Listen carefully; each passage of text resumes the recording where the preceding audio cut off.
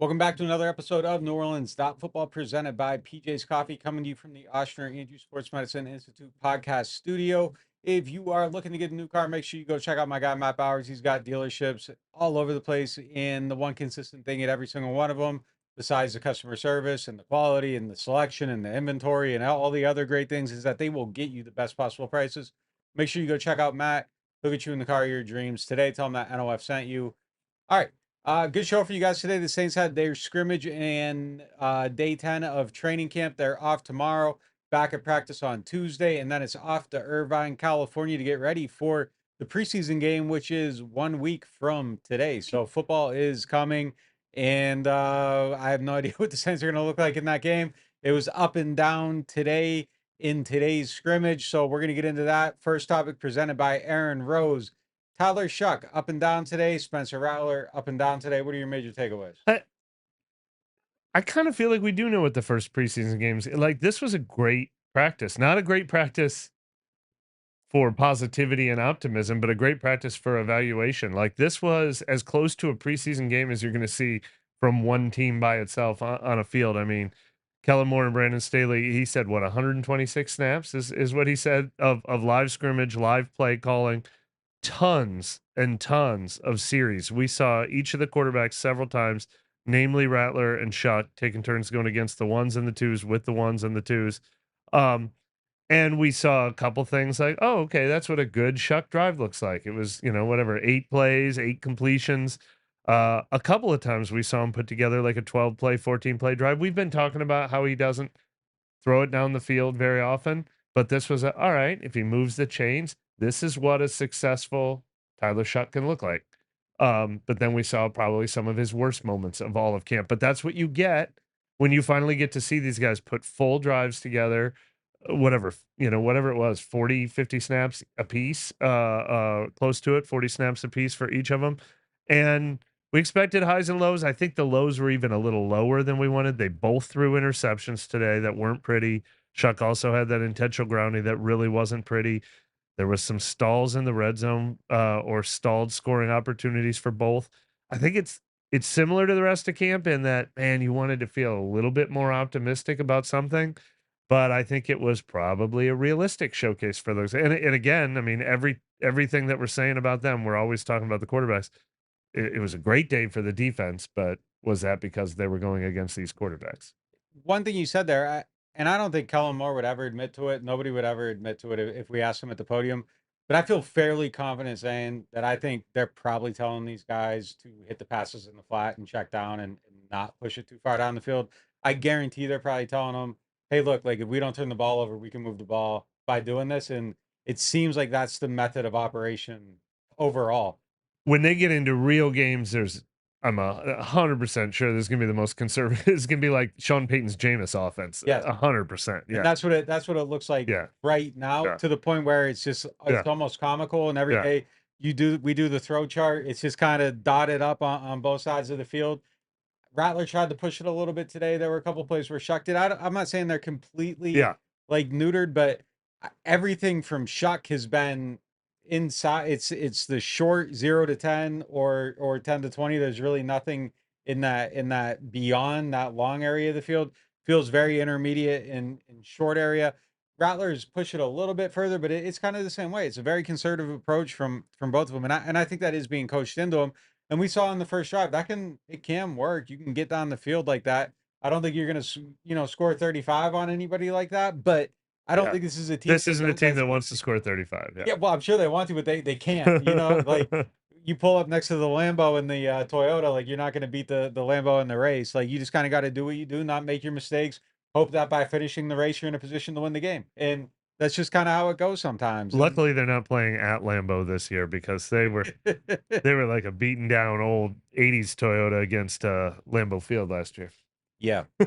So yeah, But like I will say this.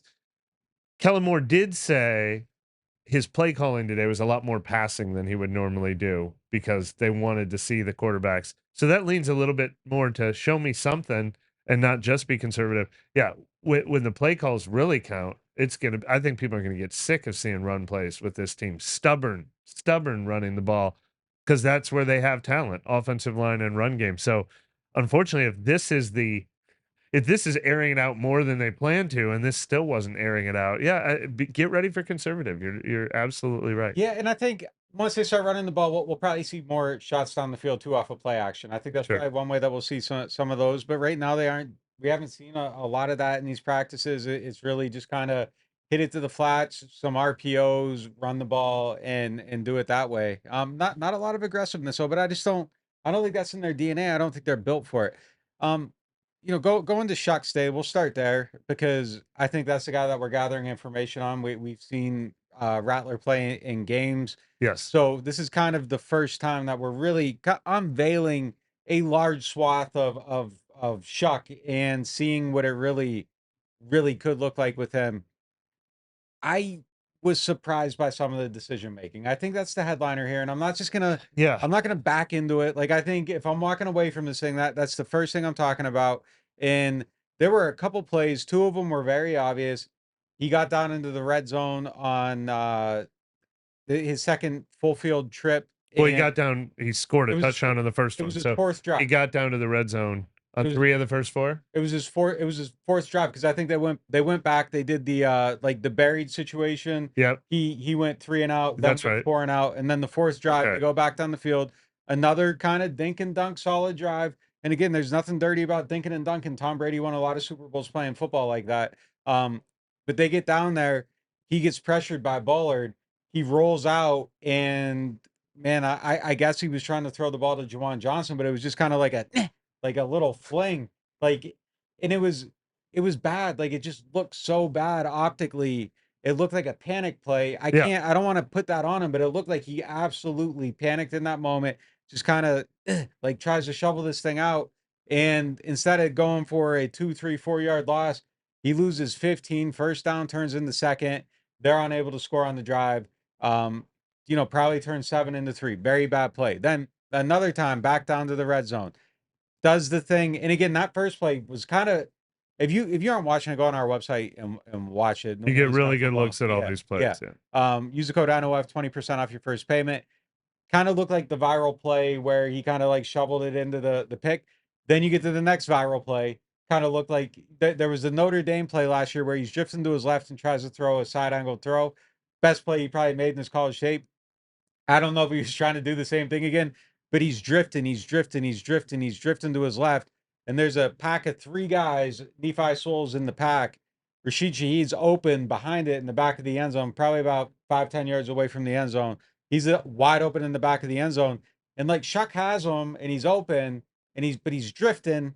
And I guess like in the perfect world, you say plant your feet and throw a little pop pass over the top. Maybe that's hard to do.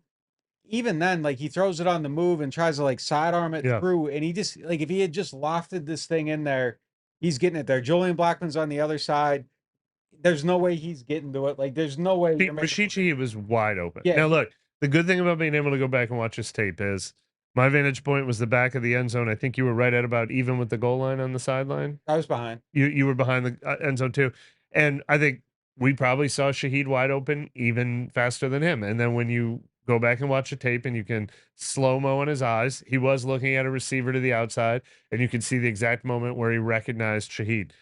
If he had recognized him earlier, you probably get a better pass. So it is easy for us to say, stop running to your left, plant your feet, and make the throw. But it was terrible. It was his worst play of camp. Even when Yeah. even seeing it like even seeing him late though, like if he throws it different, Yeah. like it just felt Yeah. like to me he could have just lofted this Yeah. thing over and he tries to kind of like shovel it through sidearm. Now, granted, Nephi Soul makes like a good play, dot kind of launches back to get it. So it isn't like he threw it like directly at him. I kind of like first glance, I was like, man, Yeah. that was like way too easy. It was kind of he made a play, but it was still a very bad decision. I don't Shouldn't have think thrown that the ball. pass would have got. I think it would have been an incomplete pass if Sewell didn't intercept Yeah. it. Shaheed was wide open and he did not hit his target. And I don't think it was just Sewell that prevented it from happening. Yeah. And then kind of moving on from there, there was a very last play of the practice. I'll give him this, like second to last play to practice. He throws a pass, a touch pass into the right corner of the end zone, puts it over a leaping defender right in the basket to Seth Green, hits him in the hands, and it just falls to the ground. So he should have got a touchdown. So the next play, theoretically shouldn't happen, but it did Yeah. happen in his Yeah. practice, and you're evaluating everything, so it does matter. It's not we aren't doing the NFC Championship thing where it's like, well, Drew Brees should have never thrown that pick in overtime because Bill Vinovich Yeah. is a Yeah. effing Yeah. idiot. Yeah. That no, this is practice, so everything counts. Yeah. Throws the ball, should have gotten picked off by 37. If 37 didn't pick it off, 35 should have picked it off. They collide together, no pick. Yeah. But it was a horrible decision. And there were two other ones throughout the practice that Yeah. I thought were turnover worthy plays. Just a lot of head scratching decisions from him throughout it. Now, Well, I'll yeah, give you I'll the say, floor before first of we all, flip it to I the will say positive. the last one, I'm not going to kill his decision making because it was either 4th down or 0 seconds left on the clock. It was kind of like Well, you still could throw it to a guy wearing the same color shirt as you. you can, but I mean, there was no like throw it away. There was no throw a check down. There was like It was a it was touchdown. competitive throw, though. Yeah, but it was a touchdown or bust situation. So decision making, but yeah, decision making was very poor throughout. Yeah, the one that almost got intercepted that Jalen Ford just plain dropped. That should have been an interception. That should have been one of his lowest moments of the day. On that one, Foskey hit his arm when he. Yeah, when he but still, yeah. like, I mean, that Yeah. was a bad throw. So Like, they get down to the red If zone. we're counting that, I had two others beyond. He should not have let go of that ball, even though it got hit, because it was like 1st and goal in the red zone or whatever. It was 1st or 2nd down. It was not the time to. In that case, you did need to be more secure and live to play another down.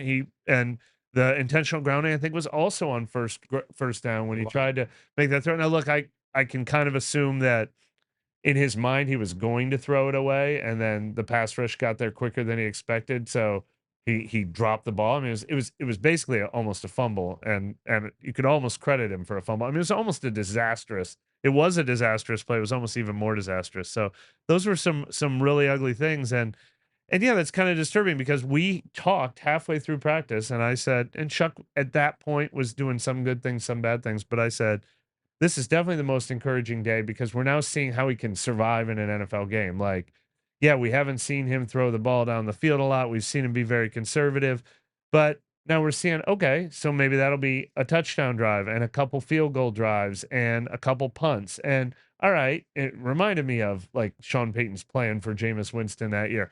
Maybe that's how Tyler Shuck gets in as a rookie and gets comfortable. So to see these, oh no, like these were like meltdown level plays. These were like you're going to give 14 points to the other team level plays.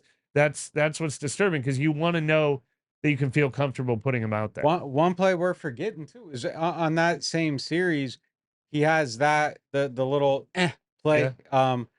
Then he hits a pass, I think, to Mason Tipton, and then the next play, 3rd down, they're in zero coverage, and he just kind of like launches the ball up to the back of the end zone for Olave, and it just completely misses the mark. Quincy Riley goes up and gets it. It was out of bounds, But like there was a play one there. foot was inbounds. Yeah. There was a throw during minicamp where I gave Yeah. Chuck credit for throwing a great ball on the sideline that the guy caught it and fell out of bounds. Well, I'm gonna fault him for the same thing Yeah. here. Like that's not a throwaway situation. Yeah. And if he was trying to throw away, he didn't get enough on it. That was almost picked off too. So it was almost. I mean, it was borderline disastrous. Yeah. It was almost like a full. And that's what you don't want to see. You want to see like, hey, look, there's going to be growing pains, but I'm not going to lose games for us. So that's why I think we're harping on it so much. Now, look, this was his first like 40 snap game simulations the whole time. Now we'll get 3 preseason games before they have to decide if they're ready to put him in the game. And he should probably get better with each one. But it's just a reminder that's what you want to see. You don't want to see that this looks too overwhelming for him and that he'll get the team in trouble. So that's why those plays kind of sting a little more, especially after his very first drive made you feel like, oh, maybe this team can be okay with him. Well, Yeah. let's talk about that. Like I thought that was probably the best we've ever seen him. Yeah. The ball was coming out quickly. He was playing on rhythm. It 2 wasn't. 3rd down conversions or 1? There's at least one. Yeah, that was really nice. That 3rd and was long. playing. Yeah. Yeah. So it isn't like it wasn't all bad. There were Yeah. some things within this, and there were some things I would say extrapolating this to the whole week. I thought there were things this week where I felt like I've seen little signs of like, all right, this might be good. Like, what if you stretch this out and this becomes better? Okay, he's making his decisions a little bit faster. Okay, he threw the ball 13 yards here. All right, he tried to do this. Like, I feel like there are things happening for him that are getting better. I think there are things happening for him that are still very bad. I think it's still very up in the air of is it going to sink? Is it going to swim? Is it going to be somewhere in between? But there were a few things today where I was like, all right, that might be okay. And then even the drive with the thing up until that, he had a really solid drive up until that point. I do think though after that it kind of Yeah. completely fell apart for me. Yeah, look, offense versus defense overall, like this was a marathon and a sprint today. This was like a practice that ran these. We've had lots of days off and lighter practices and shorter practices. This one was like 2.5 hours and it was almost all action. And I think that favored the defense even more and more as the day went on. The offense was kind of sputtering toward the end of it with everybody.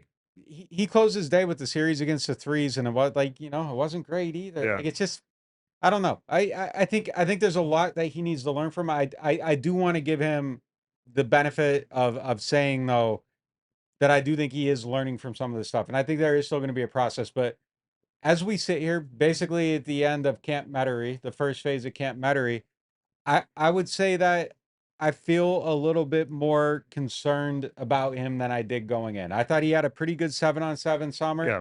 I thought there were things that I actually thought things were kind of coming together quickly for him. I thought he was going to hit this and kind of look a little bit more put together. I thought it'd be a process, but this is really not to me. I still feel like it's an easier decision to go to Rattler than I expected it was going to be after seeing what we saw this summer. I thought it was going to kind of be, a back and forth, like a lot of punches. And I think right now you just have to go with the safer guy, and it's definitely Rattler right now. Yeah. And like I've said a million times, there's,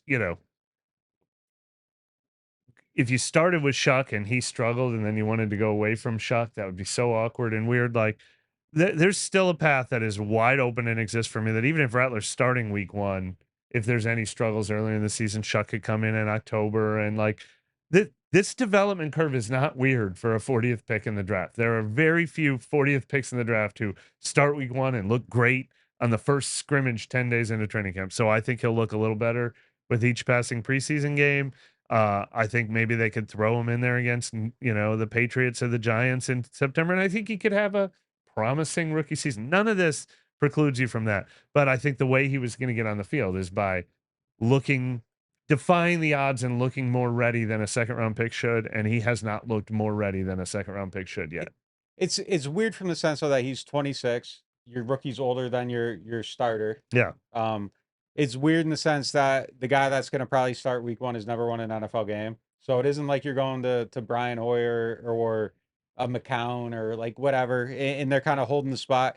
It's weird in the sense that people will probably rally behind him and not just view Spencer as a temporary placeholder the way they would with the Brian Hoyer, which I think opens up a lot of noise like in your stadium. People aren't cheering for Brian Hoyer to keep his job over Jimmy Garoppolo or whatever. Like when you take Jimmy Garoppolo in the second round, like that isn't how people look at it. I think they will here. I Yeah. think I think Rattler is very much the people's champ. Yeah. And I No understand question. why. And I think he should be. I get it. Like he's an underdog story. Like that's the guy. They tried to replace the underdog. The underdog's winning.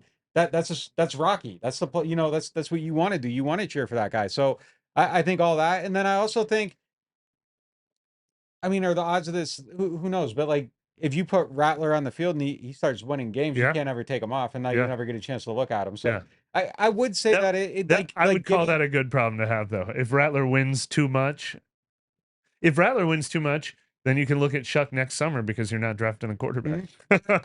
I think the tone of like the coverage and the analysis, and the reason we lead with Tyler Shuck on this and not Spencer Rattler, and the reason it's talked about this way though, is that they drafted him to probably play week one. And if he isn't ready to play week one, like his most touted characteristic from people that watch him was like, well, he's mature and he's going to be ready to play. Yeah. And if he's not ready to play, it is a little, Yeah. you start to at least open the door for the pick to be a miss. Now, I've said it a million times, and just because like you're in a reality where all of a sudden it could be a possibility, and I don't think this is we're anywhere even close to this.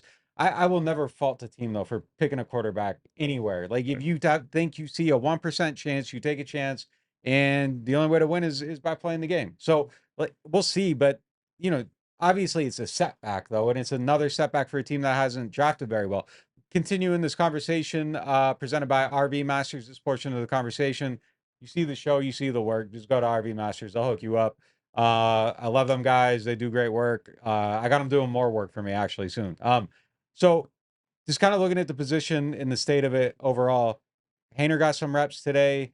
What did you take from that? Just kind of how the rotation went. That was pretty telling. He ended up getting a lot of work at the end though. He got a lot of work, but it was pretty telling that he's clearly third. Like, Yes. for a while, we were starting to think, is he not necessarily third in this battle? Like, is Kellen Moore truly treating this like an absolute three-way competition? And this was, you know, probably pretty disheartening if you're Jake Hayner that, like, no, they see me as third in this battle. Now, look, we've said a million times, Shuck needs the reps. Shuck needed this practice, even though it wasn't all pretty.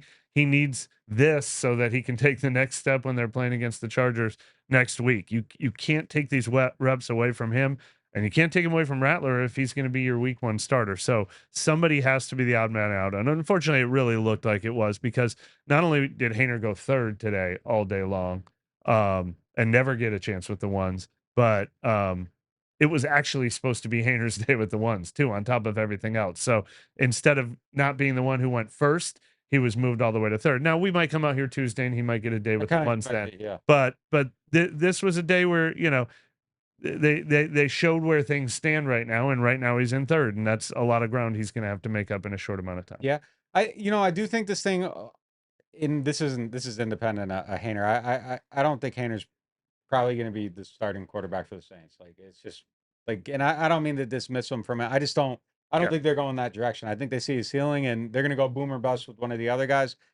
With the other guys, though, I still like. I think the game's going to be the most telling thing. Like Of course, it would of not course. shock me to see someone. I keep saying it. Like I think the reality's there for it to really click into place Yeah. for either one of them. Like Yeah. either one of them could really have it click.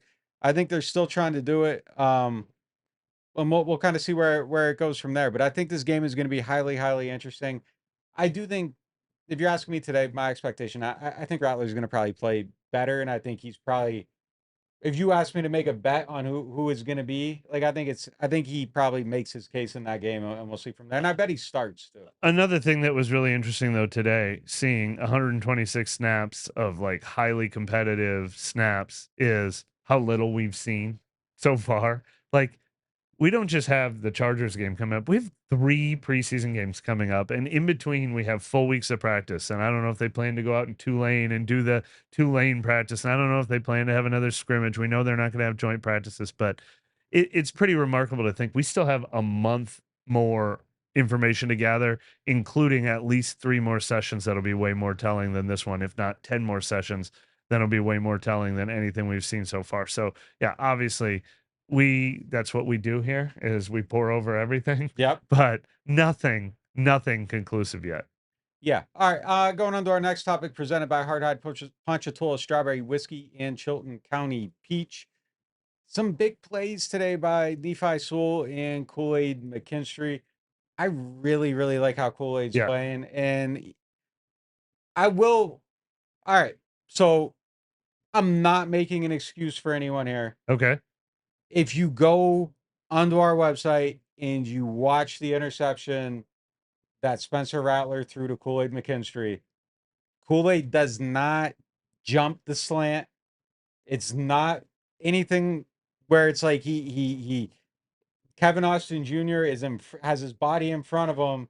This ball is placed in a way where I have seen NFL wide receivers catch that pass with someone on their back 475,000 times, and somehow the ball just bypasses Kevin Austin and Kool-Aid catches it. Sure. I feel like there needed to be better fight there. And I honestly, if I were grading this thing, I'm taking that interception off of Spencer's ledger. I don't blame him for You it. don't blame you I think certainly don't blame the decision. I think it's a throw. Yeah. I think he placed the throw, and I think it's a throw you make, and usually it gets broken up or it gets caught. Sure. And that's Sure. usually how it looks. So I'm not taking anything away from Kool-Aid. He made the play that was there to be made. I thought some of his best moments though were just like in space with Chris Olave, like watching him turn and run with him and break up some passes. And I just think he's having an outstanding, exceptional training camp. Watching this session, they went the same direction the entire way, and I watched most of it from the back of the end zone. And when you add situations to plays, it makes it a lot more easy to to evaluate what's going on in the play. There were some third down plays where he was covering Olave, and it was clear that the quarterback was locked in on Olave. And then the quarterback watched Kool-Aid covering Olave, and then they were like, all right, now I got to go look somewhere else. Like, I mean, and these are quarterbacks who make their who earn their jobs by just throwing it to Olave because that's your best bet. We've joked about that for years, that anytime these quarterbacks are on the field, they just throw to Olave so they can get a completion. And Kool-Aid is doing a great job in those matchups on top of the splash share plays we've seen. Talk to people on the record, talk to people off the record about him. They're seeing the same things we're seeing. It's not just a few highlights in every practice. It's the consistency he's playing with. Again, for the same reasons that we said earlier, very early, hasn't really been tested yet, hasn't played in a preseason game yet, certainly hasn't played in a regular season game. And week 1 is Arizona hasn't gone against Marvin Harrison Jr. yet, or a lot of better receivers that are going to come after that. But one of the most encouraging things that we can take out of the first 2 weeks of camp, because he's one of those players on a very short list of guys that have to hit for this team. Yeah, he's looked awesome so far.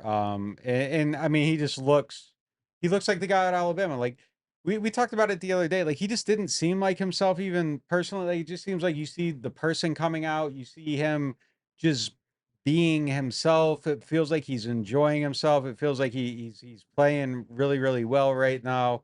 I actually, like, when I watched them at Alabama, I actually liked him better than Tyrion Arnold. I thought he just looked like a more pro-ready player. I was a little bit surprised last year when it didn't necessarily look exactly the same. And then, he had the foot injury. He gained some weight, felt like he was behind all season. And it makes sense. And now you're seeing him now, and it's like, this is exactly who I was expecting to see last year. We'll see how it comes together going into the season. There's obviously an element here where I think anytime we're talking about one of these defensive players, we have to be somewhat careful to wonder what the effect is and what the inflation is given the environment that they're in.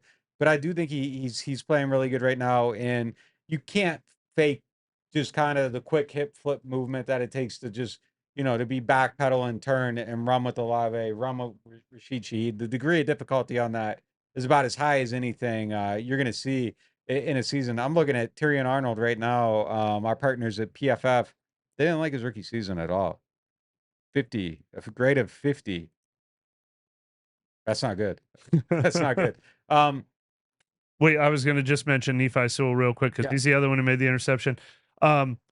We are touting the crap out of Danny Stutzman, as we should be. Danny Stutzman is getting these incredibly high value snaps, way ahead of the rest of this rookie class, outside of Kelvin Banks, of course. Getting a ton of work with the ones, making plays, living it up to it every day. But we're sort of dismissing Nephi Sewell, and they're running neck and neck. Their snap count is very similar to each other. I think Stutzman's gotten a few more looks with the ones, but with the twos, Sewell is very much in that. And Sewell has now made 2 of the 3 or 4 best plays, period, of camp. Like, he made a really good interception today in the red zone. He made an even better interception earlier this week where he had to time it and dive it to catch a tip pass. So credit to Nephi Sewell. Like, if we ever treat him like an afterthought, he came back from the major injury and missed the first half of last season. Man, that is a guy who has not only stuck around in the league, but he's making himself an important player on this team. I've always liked him. I liked him that first guy. I've always liked him. I like his game. I do think that if I were making a depth chart, Stutzman is third, though. I think I got Stutzman third on that one, but it's definitely you can't ignore plays like this if he keeps doing it, though. No doubt about it. All right, we're gonna hit a quick break, and we will be right back with more show. The Ochsner Orthopedics Walk-In Clinic is now open. Located at 1201 South Clearview Parkway, across from the Elmwood Shopping Center, this clinic provides convenient same-day care for a variety of orthopedic and sports injuries. No referral or appointment needed. Whether you need care for strains, sprains, fractures, sports injuries, or muscular pain, the team of orthopedic specialists offers care for patients 5 and older. Open Monday through Friday from 8 a.m. to 8 p.m. and on Saturdays and Sundays from 10 a.m. to 8 p.m. Rouse's Markets is voted best grocery store in New Orleans, best grocery store in Baton Rouge, Mississippi, Gulf Coast, Thibodaux, Houma, Hammond, Lake Charles, Mobile, year after year. Thank you for choosing us best grocery store on the Gulf Coast. Number 1. Thank you. Thank you. The number 1 grocery store In Mississippi, Alabama, Louisiana. 1 million customers a week can't be wrong. Welcome to Rouse's. The NewOrleans.Football show is proudly presented by PJ's Coffee. PJ's Coffee has some of the best drinks that you can find. They have locations all over the city. They have pastries and everything else you need to get your day started. So go check them out. I don't play favorites with our sponsors on the show, but one of my favorites for sure is RV Masters. You guys have been watching our show lately and you've seen our awesome new van. That thing is decked out. And the best part about it is I took it up to RV Masters and I was like, this is what I want to do, but I had no idea how I wanted to do it or how to get it done. And they took care of it from start to finish, brought me out for updates, were giving me new ideas, and they made it exceed my wildest dreams. And they will do the same thing for you. RV Masters offers full service RV, motorhome, and travel trailer repair. They have preventative maintenance and service packages for your RVs, your AC, your generators. They specialize in solar and lithium upgrades, satellite TV, and Starlink. They'll take care of you if you get into a collision. Whatever you need, they got you. And I can speak from experience because they definitely had us on our new van. I cannot vouch for anyone more than I vouch for RV Masters. RV-Masters.com. Go check them out. Gems don't just glisten, they pay. Play Lucky Gems from the lottery. Win up to $4,000. Keep it rolling straight to your wallet with Money Rolls. Win up to $15,000. Soak up wins with Sunny Days Bingo. Top prize is a whopping $50,000. Fun tickets, cool prizes. Play all 3 exciting games from the lottery. Looking for the best insurance coverage at the lowest price? Look no further than Schoolyard Insurance, the Earhart Agency. They are a local independent insurance agency right here in New Orleans, specializing in home, flood, and auto insurance. At Schoolyard Insurance, the Earhart Agency, their dedicated team will shop every available carrier in the market, ensuring you get the most comprehensive coverage at the lowest possible price. Why settle for less when you can have the best? Trust Schoolyard Insurance, the Earhart Agency, to protect what matters most to you. I do. I've been a client of theirs since 2021. Call them today at 504-326-6526 or visit them online at Protected by Schoolyard. That's 504-326-6526. Schoolyard Insurance, the Earhart Agency, your local insurance experts. Hardhide flavored whiskey, Ponchatoula strawberry, and Chilton County peaches in your favorite bars, stores, and restaurants. Hardhide Chilton County Peach Whiskey is a blend of aged wheat whiskey, light American whiskey, and fresh Chilton County peaches from Alabama's Durbin Family Farms. And Hardhide Strawberry Whiskey tells the story of a small town famous for strawberry farming. A delicious natural strawberry-infused 86-proof whiskey for whiskey lovers. Just look for the red and orange bottles in your favorite stores, bars, and restaurants. Welcome back to NewOrleans.Football. If you're looking to get a new or pre-owned car, make sure you check out my guy, Matt Bowers. All right, our next topic is presented by the Mortgage Brothers. Make sure you are checking them out if you're in the market to buy a house. They watch the show. They're at the games. You might as well buy from somebody that has the same hobbies as you. Mortgage Brothers, mortgagebros.money is the website. It'll take you to their place. Tell them that we sent you. They'll give you $500 back on your closing costs. You might as well save money and you can use that to do whatever you want. That's $500. Get the big TV for the living room. All right. Anyone that changed on your projected depth chart Sunday after the scrimmage? Yeah, we just talked about Stutzman and Sewell. That probably hasn't changed, but Sewell keeps Semenia's place. DeMarco Jackson's also in that battle. It's pretty remarkable how set the starting units are. I mean, we can kind of almost write them in pen. Terrell Burgess got a ton of snaps. That's been true throughout, but cemented it today. Nate Shepard is somebody that I think is maybe entrenched, and I'm not sure. At the beginning of camp, I'm not sure that we would have viewed it. I've been charting that every day. 3 days ago, it felt like it was Jonathan Bullard ahead of Shepard. 4 days ago, 4 practices ago, I should say. The last couple, and especially today, Shepard has reinserted himself, and actually Jonah Williams was back to getting more valuable work than Bullard today. So a lot of mixing and matching for that number 2 DE spot, but I do agree with you with Shepard kind of emerging there for sure. Yeah, that's interesting. I'm not sure. Yeah, I don't know. I kind of was wondering where he would fit in. I get him moving to end, I think helps probably keep him in there. He's incredibly strong. I think that helps probably with your run defense where the goals are maybe a little bit different to sometimes eat up a block so people can flow in that 3-4 front. So that gives him a place. One thing that's I don't want to say disturbing, but we just talked about how Danny Stutzman's playing so many valuable snaps as a rookie. They don't care where you came from. Quincy Riley's been almost exclusively with the twos, but he's getting valuable snaps because of Brzee and Shepard, who are usually your first two ends, Jonah Williams and Jonathan Bullard, who get a lot of work with the ones and the twos. Vernon Broughton is not getting many high value snaps at all at that position. I noticed today he got a couple first teams. So Yeah. that was something for him. But yeah, I mean it isn't a lot. It isn't Yeah, a it's lot. not a And lot. they're sprinkling him in there.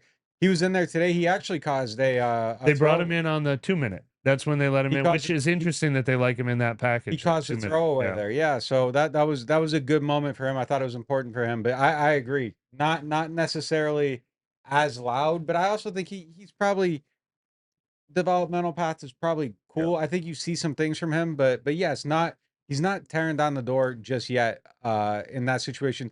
Really interested to see what he's a guy that feels like he's two splash plays away from like just really being in the mix, and maybe He should. And they have to find out about these. I feel like they can't keep all the veterans, so they're almost like competing for jobs on the team. Broughton will be on the team and will Yeah. have that opportunity eventually. Running back and receiver are the other interesting ones. I mean, I think nothing has shocked us.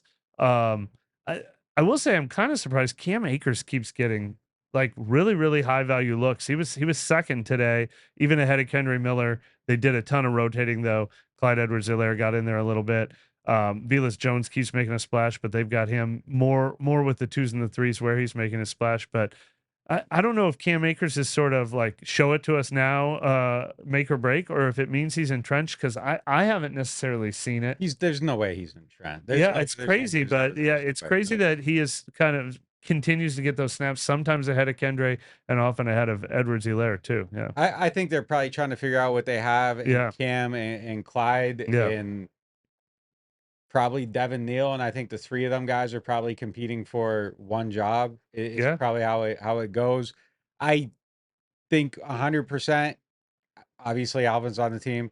I would put him in, and so when we do the Yeah. depth chart thing, I'll do the locks, near locks, on the fence, long shots, lock Alvin, near lock Kendra Miller.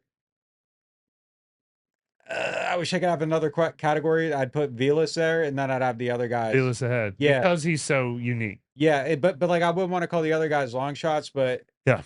Well, I think I don't want to say like a near lock for Yeah. Velus, but I would say key in the door. Yeah. Interesting. And that doesn't mean he'd play a bigger role than whoever wins that other job. It's just that those guys are all 33%, 33%, 33%. He does what he does. Yes, he does what he does. Yeah. He's going to give you some receiving. He's going to give you some home run hitting ability. I mean, we saw it on that third down draw when they wanted to catch the team off guard. Like it was him in that situation. I think like Clyde, Cam, and Devin Neal are probably like there's a protection element that they're competing on, a little bit of ball carrying element. I think they're all kind of cut from the same cloth, and I just, man, I don't know. Like maybe Vila's like completely wilts during the preseason, but I would say today, if you're doing it, I think there is a leading element to him. If we're just going off of like who's making plays, and like I think that's how this works. They did make Velus play during the Velus get play during the people get tackled session late in practice. It was threes versus threes, and Kellen Moore was even. Well, obviously we're not going to put Alvin and Olave out there. It was him and Marcus Yarns who had to get tackled. He's definitely still got to earn it. There's an element of that, no doubt about it. But I think I don't know. I've heard good things. No question. And then receiver. Same thing. I mean, every once in a while, I think it's to be Dante Pettis, and then they've got him playing behind Bub Means and behind Kevin Austin. Sometimes I feel good about Mason Tipton, and he keeps living up to it. But the only thing that has become clear there is that Donovan Peoples-Jones is way behind. Like I thought he might move closer to the top of that based on his experience in the league, but he's been an odd man out so far. They rotate a lot. Like Pettis gets a lot of first team reps. Yeah. He's got a ton of catches from whoever the number one guy is like throughout. I just think it's a rough group after the top. I really do. I think I don't see a ton. I would have liked to see, Tipton make some plays today. He caught a pass in the flat, and then another one from Hayner. That was it from him today. I would have liked to see a little more from him in this. I I don't have anything really to say about the camp Bob Means is having, which No. is maybe Which one of is the a biggest shame. He disappointments. should have had a huge opportunity. Yeah, I want Kevin Austin Jr. to be a thing, like, and every now and then I think he's a thing, and then I don't, and, like, that isn't coming together quite And then the we way I'd never like. mentioned Cedric Wilson, who they're giving every opportunity. I mean, he goes in fourth every day, and maybe he's going to be their best blocker, and he's going to make the team because of it or his knowledge of the offense. But he's not showing up on the making plays Yeah. every day. That's for sure. So that's just where that one kind of is right now. All right, going on to the next topic presented by Chabert Insurance, the Earhart Agency. Make sure you're hitting up the Earhart Agency if you are looking for Chabert. Justin Reed, looking like a leader, making kind of emerging into that role. What stands out? Well, there were two things 2 days in a row yesterday. I mean, a funny little thing, but still kind of notable when Jonas Sanker was coming in to do his interview session. Justin Reed and Julian Blackman come in and they put him through this rookie hazing ritual where they make him answer all these questions and it's awkward, make him say good things about them. But it was in, like the camaraderie that is being built not only among the rookie, but the other veteran who just showed up and they look like they're best friends and they've been playing together forever. Yep. And then today, as we said, good start for the offense in the scrimmage. Rattler leads them to a field goal drive. Shuck leads them to a touchdown drive.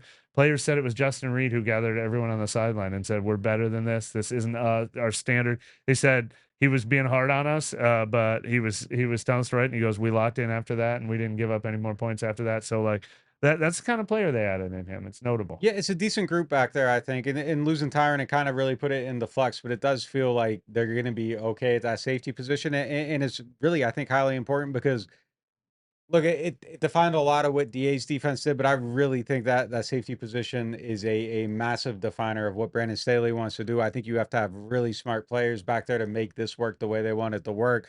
They're holding their look forever, shifting post snap. There's a lot of responsibility on them to make sure they have the details right. And I think Reed's intellect really stands out there. Blackman seems really smart. Sanker seems like a really smart guy too. Just talking to him, I like his demeanor and the way he carries himself. But no doubt about it, it feels like it's Justin Reed secondary now. And there's a big void there after Tyron left. I think he's doing his best to fill it. We'll see how it works out during the season, but no doubt about it, that's something that's standing out here. And I agree that the little scene yesterday, it felt meaningful in some type of capacity. Godshot too. The two signings they brought in seem like they're instant leaders on this team. Going to the next topic, presented by Bobby Hebert's Cajun Cannon Restaurant. If you're looking for something to eat, make sure you swing by there up on Betts. I'll take this one from you because I was watching today's scrimmage and kind of half jokingly said to whoever was next to me, what if they let Shuck and Rattler just come out and pick their teams and that's the scrimmage? And I immediately thought that's a topic for today's show. All right, so you're Rattler, I'm Shuck. You get the first pick, I get the second. Can I be somebody that's not one? Can I just be a coach picking a team? No, you're the quarterbacks because we're not picking quarterbacks. But you can be a coach. But I want to pick a quarterback. No, you're not allowed to. We're not picking quarterbacks. All right. Well, my first pick, I'm taking Healthy Taysom, and I'm putting them on my team, and I'm gonna run Schoolyard stuff, and whatever it gives me an option to have different things happening. You got to take current Taysom. You got to take current Taysom. He can stand back there and throw up. I need it too. We can run some trick plays. All right. You've built in a safety net. He wasn't on my list, and that's just shrewd. That's what you do. I'm taking Eric McCoy. If I'm thinking from a quarterback standpoint, but I also think from a coach standpoint. Almost every other position on my list, I've got another guy.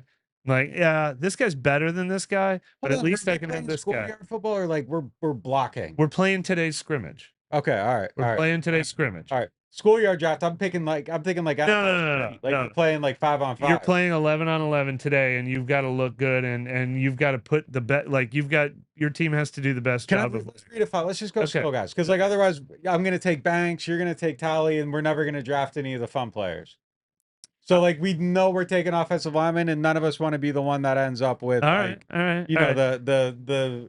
The guy, like whoever can't snap, like none of us want to end up there. Are we taking defensive players too? I got defensive players on my list. I thought we were just going like, let's pick the Schoolyard. I'm saying you're trying to win the scrimmage. Who do you pick on the Saints? Let's draft it like it's a 7-on-7. 7. Okay, so my number one pick, McCoy, is out the window. He's out the window. All right. Yes. Yeah. Yeah. Because otherwise, we're just doing the top 20 ranking. All right. Then I'll take Alvin because there's 2 really good receivers, but there's no other Alvin. No doubt about it.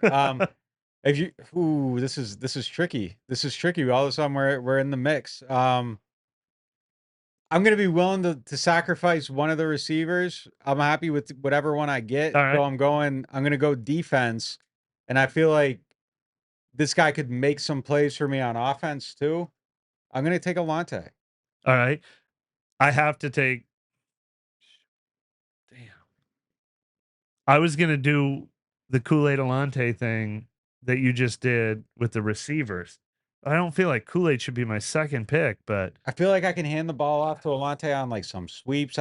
He's got the punt return. Like we can hit him on a screen and maybe he makes a play. I feel like Alante would be a beast in NFL Street. Shout out to the GameCube. I'm taking Kool-Aid just because I don't want you to flank me by ending up with both corner. Yeah, The that's a top, good pick. top two corners. That's a good pick. But you backed me into a corner with your pick. That's a good now pick. I'm playing defense. You're playing defense. All right. I'm gonna take Olave. I'm going Olave. Okay, and now I have to take Shaheed. So look what you've done. You've dictated this draft. So I got 3 picks in and I got 2 more to go. Is that how we're going? I've made 3. You've only taken Alante and a lot. You've only taken Alante. I got Taysom. Oh, you started with Taysom and I couldn't take McCoy. Yeah. So we're 3-3. Okay, Yeah. you got Taysom, I got Alvin. Yeah, you're definitely. You got Olave, I got Shaheed, and you got Alante, I got Kool-Aid. Yeah, the people are gonna pick your team. There's no question about it. But I'm gonna go ahead. I'm gonna. Alvin can play quarterback for my team too. Yeah, I can get Alvin at quarterback. You can get some trick plays going. We're with both it. just No gonna doubt run about it. QB power. I'm gonna run it with Alvin. You're gonna run it with Taysom. No doubt about it. And I'm gonna run some like crazy flea flickers and all this stuff. All right. Oh man, I don't know where to go from here. It gets tough. It gets tough. I will. I'm gonna take DeMario. Yep, he would have been my next pick. And since you took DeMario, I'll stay on brand and take Chase Young. Okay. Still a believer. I still think he's going to impact your team the most of anyone I have to choose from in that front 7. And then I guess I got to.